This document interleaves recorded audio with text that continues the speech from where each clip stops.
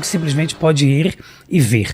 Agora, voltando ao ponto, assim, de tudo que você falou, que a gente começou a falar sobre a questão, né, por exemplo, a diferença de data. Tô tentando voltar ali pra lembrar, até anotar, eu e você aqui anotar pontos pra gente conseguir pegar uma cronologia. Eu voltei. Né? Porque de tantas coisas legais que a gente falou aqui. Na maior parte dos sábios, Jesus pode ter existido várias vezes, ou seja, não o mesmo Jesus, né? De acordo com a Torá, podem ter existido 10, 15 pessoas que podem ter sido um Jesus, ou seja, um potencial de Messias que viveu por aquela época. Por que pra gente dificulta nessa questão da crença a Jesus? Porque isso é basicamente, como você falou no começo, Vilela, o que difere, eu acho, se eu não estou enganado, o que principalmente difere o judaísmo ortodoxo do judaísmo messiânico é a questão Jesus, a figura central de Jesus. Pra gente, a Torá, ela é insubstituível, ela é perfeita. Qualquer coisa que venha depois, pra gente, ele é uma dúvida. Entendi. Uma dúvida que, para que ele se torne certeza, ele precisa ser 100% uma prova cabal. Por quê? Porque é igual a história de você pegar uma Coca-Cola e chegar pra você, Vilela, Tzadok, tem uma Coca-Cola aqui, mas tem 1% de chance de ter um veneno. Fala, não, se tiver 99%, mas tiver 1% de veneno, eu não tomo. A visão ortodoxa judaica a gente tem uma Torá de milhares de anos tão meticulosa que a gente sim, né, tem medo de qualquer coisa a gente acabar entrando em idolatria ou até profunda idolatria. Quais são as principais críticas judaicas? Narmânides, por exemplo, que foi um grande rabino, que eu imagino que você também conheça, né? Narmânides, que veio do século XIII, ele debatia muito com cristãos. Eram botadas regras nele que ele não podia usar certos argumentos, porque sempre o antissemitismo, ele perseguiu os judeus de uma forma que fica muito difícil você usar todos os argumentos à vontade, porque tem certas coisas que se você falar é extremamente ofensivo. Né? Se você tratar uma figura tão importante que é Jesus para cristãos ou para o judaísmo messiânico, de certa forma, muitas vezes como o judaísmo vê, é muito delicado, porque você está falando do Deus de alguém. É igual você chegar na Índia e falar, pô, essa vaca aqui deve dar uma carne maravilhosa. E o cara falou, você tá brincando com o meu Deus? Como é que você fala disso? Como é que você aborda esse assunto de uma forma direta? Então, pra gente, o que acontece? A Torá, ela não existe duas Torot. Ela não existe três Torot. Ela não existe três histórias da Torá. Não existem várias histórias da Torá. Mas na nossa humilde opinião, acho que um dos principais motivos que o judeu nunca se convenceu de Jesus ser Messias é a questão de várias ou versões ou interpretações sobre o que Jesus foi. Então tem gente que fala, não, Jesus, por exemplo, a revista Galileu Galilei tem uma época que trouxe uma versão do Antigo Egito, colocando Jesus como uma pessoa que não foi crucificada e não foi Messias. Quem vai acreditar e quem vai? E se para algumas pessoas Jesus realmente ele prometeu fazer tal coisa e não fez? Para algumas pessoas vai dizer, não, ele sim fez porque a gente tem fé. Ou outras coisas como, por exemplo, que aí a gente pode falar que é uma bem central, que a gente não consegue aceitar, é a famosa questão de Jesus de Nazaré. Né, que eu imagino, sabe que você também já deve ter obrigado, muito obrigado, que eu imagino que você já tenha ouvido o que a gente judeu pensa. Quando é falado, por exemplo, que Jesus, até queria ouvir a opinião de vocês sobre o tema, quando é falado que Jesus, voltem para suas casas natais, o Jesus vai nascer de Nazaré, como está escrito, menino de Nazaré e tal. Aí vem os judeus e falam, mas cadê essa profecia? Se é uma profecia, ela precisa existir na Torá, porque a Torá ela é a base até dos cristãos para encontrar profecias. Quando o cristão hoje em dia conversa com você dizendo, olha, tal coisa do Novo Testamento é verdade, normalmente ele se baseia onde? Na Torá. Ninguém diz que tem uma profecia, mas ela é fora da Torá, a não ser que você tenha uma outra religião que não tenha nenhuma ligação. Então, pra gente, se não for algo certeza absoluta, pra gente não faz sentido. Um dos motivos é essa questão de Jesus de Nazaré. Pra gente, se não tem uma base, se não tem uma prova cabal, ele entra no que Deuteronômio fala, que Hashem ele vai testar as gerações com muitas possibilidades, com pessoas que vão fazer milagres, com pessoas que vão se mostrar incríveis, vão falar coisas que são verdadeiras da Torá, mas no final das contas, ele não fez os requisitos, não trouxe o templo, não trouxe paz no mundo, tal. Pelo contrário, Aí é um tema delicado, muito delicado para eu estar falando até isso aqui no Brasil. Pelo contrário, em nome de Jesus, ao longo da história, morreu dezenas de milhões de pessoas. A partir do momento que quando uma pessoa está esperando o Messias, ele está esperando a paz, ele está esperando a verdade, como ele pode sentir isso quando pessoas foram perseguir caças bruxas que a igreja fez contra mulheres que pensavam, contra pessoas que pudessem ter qualquer visão diferente da igreja, eram torturadas. Os nazistas e comunistas tinham uma ótima base de torturas, não vou dizer convencionais, mas até que eram usadas como esporte, se você pensasse diferente do cristianismo. Já o judaísmo, ele não é proselitista. Você não precisa ser judeu como eu. É muito comum você encontrar pessoas de igreja evangélica em locais judaicos ou na rua panfletando, dizendo vem, e você é judeu, e o cara te vê com um kippá, ele vai tentar te convencer. O judeu não tem proselitismo. É uma das poucas religiões do mundo que ela não é prosélita. Ela não precisa ficar o tempo todo em cima de você te convencendo. Por quê? Porque o judeu aprendeu de forma muito dura e muito dolorosa, de que quando você tenta forçar uma pessoa a ter a mesma fé que você, não só você não vai conseguir convencer ninguém, você vai trazer só destruição. Então, pra gente, quando hoje em dia você tem no catolicismo mais de 500 santos canonizados, que é uma idolatria de acordo com o judaísmo gravíssima, isso acaba vindo de uma história que, por mais que não foi Jesus que falou abertamente, eu acredito que não foi, mas veio de um simbolismo de Jesus. E Deus é tão perfeito, por que ele deixaria vir de um personagem? Por que Deus deixaria vir de um personagem tão central coisas tão ruins? Por que Deus deixaria isso acontecer? Deus, ele faz tudo para o bem. Claro que o ser humano tem as suas escolhas, mas por que Deus deixaria, através de uma pessoa tão central para muitas religiões, acontecer tanto sofrimento, tantas estátuas, tanta idolatria, tanta morte, tanta destruição? Então isso pra gente é mais do que uma prova de que não faz sentido pra gente. A Torá, ela é perfeita, o islamismo considera a Torá perfeita, ela fala também Deus criou o mundo em 6 dias, descansou no 7º. O cristão fala Deus criou o mundo em 6 dias, descansou no 7º. Mas a gente vê nas atitudes cristãs, eu não sou nenhum perito do Novo Testamento e quero aprender e ouvir muito que o Tzadok vai falar. Mas a gente vê coisas básicas mudando. Pra gente o Shabat, que é o 7º dia, é o dia sagrado. Mas a gente vê, pelo visto, teve alguma questão com o Concílio de Nicéia, Constantino, que era pagão, né, e tinha um deus famoso, que era o deus Mitra, deus do sol. E o Deus do Sol vem de Sunday, que é domingo, onde ele começou a ser idolatrado. Então, Shabat virou domingo. Só que a Torá não fala em domingo. A Torá fala em Shabat como dia sagrado.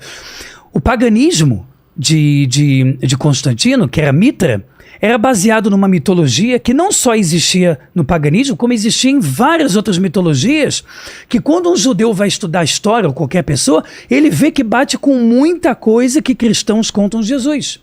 Uma pessoa que nasceu em 25 de dezembro, muitas mitologias, né, tem a mesma coisa. Ele nasceu de uma mulher virgem, ele morreu e ressuscitou 3 dias depois, ele era como Deus, ele foi crucificado, várias mitologias. E por algum acaso, a história de Jesus foi exatamente contada, não estou dizendo que sempre igual com todas as formas, mas muito parecida.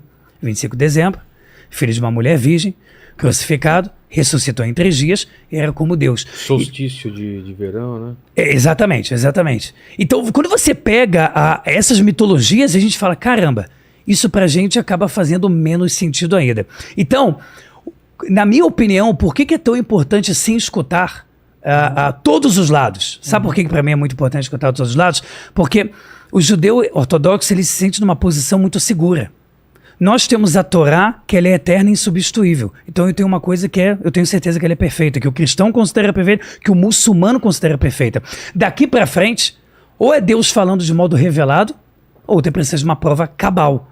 Porque senão a coisa pode se perder. Mas aí eu vou concordar com o irmão, o Rabino Eliarro. Veja, a nossa base também é a Torá. Nós não cremos que o Shabat foi anulado. Eu creio que nós devemos olhar a Torá. Agora, em relação... Vamos pegar... Ele trouxe vários pontos interessantes, né? Eu vou tentar me lembrar de todos, mas, por exemplo, algumas coisas erradas foram feitas em nome de Yeshua, de Jesus? Foram. Cruzadas, Inquisição, pogroms. Agora, a questão eu vejo é o seguinte, por exemplo, houve um caso famoso de Israel, Baruch Goldenstein, que era um ortodoxo, que ele pegou uma arma chegou atirando em tudo quanto é muçulmano, matou 29 e deixou 125 feridos. Um judeu ortodoxo, né, que cometeu esse ato. Eu pergunto, será que Moisés, entendeu? Ele é culpado porque ele saiu matando em nome de Moisés, né? Quando eu estudei na Universidade Max Stern, na Galileia, houve uma época que saiu no jornal lá, quando eu estava estudando, que jogaram uma bomba, ortodoxo, uma bomba incendiária na casa de um árabe, pegou fogo e morreu um recém-nascido. Um recém-nascido morreu queimado. Né? Existe fundamentalismo, a gente sempre pensa de árabe, que geralmente é mais, mas existem algumas pessoas que fazem isso também. Então a pessoa, sei lá, matou o recém-nascido em nome de Deus, em nome de Moisés. Ou seja, desvios existem sim. Então, a primeira coisa que eu quero distinguir é, Yeshua ele falou até para amar o inimigo. Se a gente olhar o que ele disse, amar até o inimigo. Ele nunca endossou cruzada. Pelo contrário, quando ele estava sendo crucificado, e aí deixando claro, quem pediu até a morte dele eram os líderes, os líderes, né? Muita gente, o povo inteiro, não era o povo inteiro, os líderes que até o Talmud atesta a corrupção dos saduceus. Os saduceus eram corruptos, ligados a Roma. O Talmud também fala de 7 espécies de fariseus, 7 espécies. Um é o fariseu do amor. E os outros, o Talmud vai colocando coisas negativas. Então, quando ele estava sendo crucificado, ele fala, Pai, perdoa-lhes, eles não sabem o que fazem. Ou seja, a postura de Yeshua, de Jesus, sempre foi em prol do povo de Israel, mesmo os sacerdotes corruptos ligados a Roma, mesmo alguns fariseus que também se apostataram ali, mas ele nunca endossou isso, né? Então esse é o primeiro ponto. Agora vamos voltar a um ponto muito interessante, as profecias, né? As profecias. Primeira coisa, Daniel, capítulo 9... famosa profecia sobre as 70 semanas de Daniel, 70 semanas. Se você pegar, e está até escrito ali, tudo que Daniel profetizou em Daniel capítulo 9 vai ocorrer até a destruição do segundo templo. Ou seja, até o ano 70. É uma profecia que fala sobre a vinda do Mashiach ainda no primeiro século. Ou seja, o Messias teria que vir no primeiro século. Os cristãos falam muito isso, mas existe uma coleção comentando o Tanar da editora ArtScroll, que é uma editora judaica de Nova York, comentando o seguinte, olha, pelos cálculos de Daniel, o Messias teria que vir no primeiro século. Só que para os judaísmo ortodoxo ele não veio. E aí está escrito nesse livro ortodoxo o seguinte, muitos eruditos defendem que Daniel errou a profecia. Olha só uma coisa interessante. Então, Daniel profetizou que o Messias teria que vir ainda no primeiro século. Muitos dizem que ele não veio, está escrito no livro ortodoxo. Olha, vários rabinos entendem que Daniel errou. Muita gente não sabe, por conta desse suposto erro de Daniel quase que foi excluído da Bíblia hebraica. Porque ele supostamente errou. E aí o Talmud fala o seguinte, que você não pode tentar calcular os dias da vinda do Mashiach. Porque se você calcular, ele teria que ter vindo no primeiro século. Então, primeira coisa, a luz vermelha acende. Há uma profecia de Daniel, e eu creio que Daniel não errou, ok? Eu creio que ele não errou, mas o Messias teria que ter vindo no primeiro século. Isso é um dado essencial. Ou seja, até o ano 70 ele teria que aparecer. Isso é um dado. Outro dado, em Miqueias, capítulo 5, verso 1, na Bíblia hebraica, na Bíblia cristã é o verso 2, fala do Messias nascendo em Beit Lehem, que é Belém. O Targum até explica, olha, o Messias nasce em Belém. Então, vamos olhar o quadro. O Messias tem que nascer no primeiro século, ele tem que nascer em Beit Lehem, ele tem que nascer em Belém. Isaías 35 fala do Messias fazendo vários e vários milagres, e os manuscritos do Mar Morto dizem que, comentando Isaías, falando que o Messias tem que fazer muitos milagres. E Yeshua, Jesus, fez vários milagres. Isso não é atestado só no Novo Testamento, não. Até fontes externas atestam. por exemplo, Flávio Josefo. Aí algumas pessoas falam, Flávio Josefo pode ter sido manipulado, mas há uma versão árabe de Flávio Josefo atestando a vida de Yeshua. Então, nós temos Flávio Josefo, temos o historiador romano Tácito, temos ainda o historiador romano Suetônio, temos Plínio, que foi procônsul em Jerusalém e governador na Bitínia, na Ásia Menor. Temos o filósofo pagão Luciano de Samóstata. O que eu estou mostrando? Até os inimigos de Yeshua, quem não acreditava, chegou e atestou a historicidade dele. Então veja, o Messias teria que ter vindo no primeiro século, ele nasceria em Betlehem, em Belém, ele faria milagres. Fala Zacarias 9:9 que ele é humilde e vem montado num jumento, e o Talmud aplica essa profecia ao Mashiach ben Yosef, o Messias descendente de José, ele teria que ter vindo ali. Isaías 53, que é um tema muito interessante a ser debatido, do servo sofredor que morre pelos pecados do povo de Israel, é dito, né, que ele levou sobre si as nossas enfermidades e ele carregou sobre si as nossas dores. E é dito que ele foi ferido por causa das nossas transgressões. Ele foi moído por causa das nossas iniquidades. O castigo que nos traz a paz estava sobre ele, e por suas pisaduras nós fomos sarados. E Deus, revelando a Isaías, ainda fala, né? Ele, o servo sofredor, ele foi ferido por causa do meu povo.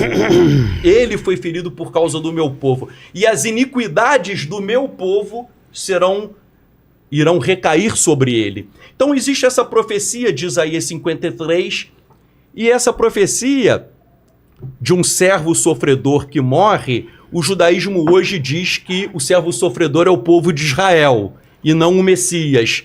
Porém, olhando as fontes antigas, o Targum fala que o servo sofredor é o Messias. Alguns versos até fazem uma alusão ao povo de Israel também, mas o Targum, que é uma obra judaica, fala que é o Messias. O Talmud aplica essa profecia ao Mashiach, chamando ele até de leproso. Tal como um leproso sofre, o Messias é chamado de leproso porque ele sofre. Então o Talmud também diz que ele é o servo sofredor. Vários midrashim, né? Midrashim são obras judaicas reunindo histórias, resumindo aqui, mas falam do Messias sofredor. Até um midrash que diz, de 1/3 de todo o sofrimento do mundo, de todo o sofrimento do mundo, 1/3 recaiu sobre o Messias, ok? Então, o Zohar, que é a obra-prima da Kabbalah, fala que existe nos céus um lugar chamado Salão do Aflito, em que o Messias ele está nesse lugar e ele carrega os sofrimentos da humanidade sobre si e cita Isaías o quê? 53 como o servo sofredor. Então, várias fontes antigas falam sobre esse servo sofredor que morre pelos pecados do povo de Israel. Agora é interessante que eu vou citar um professor chamado Israel Knoll, professor da Universidade Hebraica de Jerusalém. Ele não crê em Yeshua, em Jesus, então é bom porque ele não está vendendo seu peixe, digamos assim. Ele fala, analisando os manuscritos do Mar Morto, que são manuscritos, obviamente, escritos por judeus, que antes do 1º século havia a ideia de um Messias que vem, que ele sofre pelos pecados de Israel, que ele cumpre Isaías 53, e mais, que ele ressuscita ao 3º dia. Uau! E isso ele tira de uma pedra chamada Razon Gabriel, a visão de Gabriel, a visão do anjo Gabriel, uma pedra datada do ano 4 antes de Cristo, que é dito que o Messias ele morre, e o anjo Gabriel recebe um comando do Eterno para ressuscitá-lo ao 3º dia. Ou seja, 4 anos antes do nascimento de Jesus, já havia uma profecia ok? No sentido de que o Messias cumpre Isaías 53 e ele ressuscita depois. Porque o servo sofredor de Isaías é interessante que mostra que ele vai sofrendo, mas depois mostra que ele triunfa. Então, peraí, se você morre, como que você pode triunfar? Ok? É algo contraditório, né? É algo contraditório. Então, os essênios, a maioria dos acadêmicos dizem que os manuscritos do Mar Morto, quem escreveram foram os essênios. E Flávio Josefo, que era fariseu, no livro dele diz assim, algo lindo, os essênios raramente erravam as suas predições. Então isso é uma predição de alguém que vem e que morre e ressuscita ao terceiro dia. Se nós olharmos o Tanar, né, a Bíblia hebraica, o Salmo 16 fala, não permitirá que a minha alma fique no Sheol. Não permitirá que a minha alma fique no Sheol. Oséias, capítulo 6, Oséias, diz assim, e ele nos ressuscitará ao terceiro dia.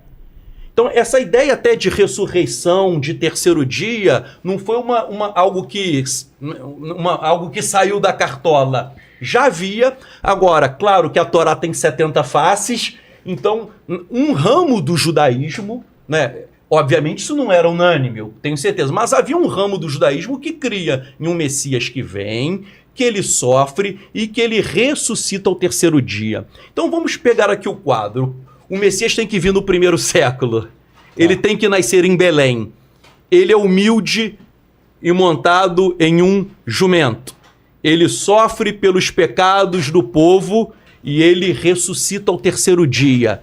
Começa a acender uma luzinha vermelha daqui. Ou seja, quem é a pessoa no primeiro século que se enquadra nisso? Jesus Cristo. Jesus Cristo. E mais, poxa, mas os cristãos dizem que ele é Deus. Eu quero até explicar qual o nosso conceito que a gente tem.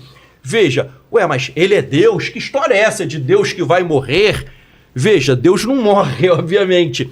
Daniel, capítulo 7, versos 13 e 14, fala que é um ancião de dias. Daniel 7, 13 e 14 é um ancião de dias que na frente dele há um Ben-Adam, um filho do homem, e esse filho do homem recebe poder, recebe domínio e recebe glória.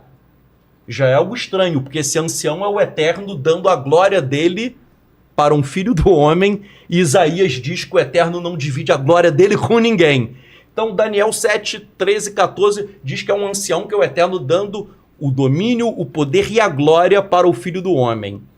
E diz que esse filho do homem virá nas nuvens, e que todos os povos, nações e homens de todas as línguas irão servi-lo. O seu domínio será um domínio eterno e o seu reino não terá fim. Ou seja, esse Rashi fala que esse filho do homem é o Messias.